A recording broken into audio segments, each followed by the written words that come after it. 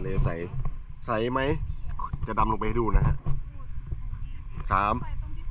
2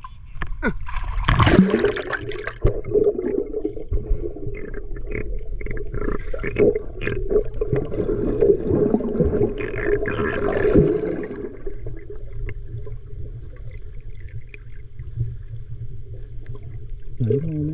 ไหลพอไหมต่อท้าย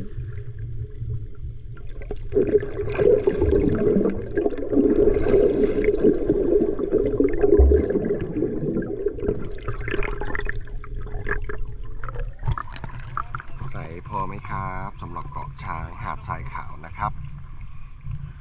หาดใสน้ำสวย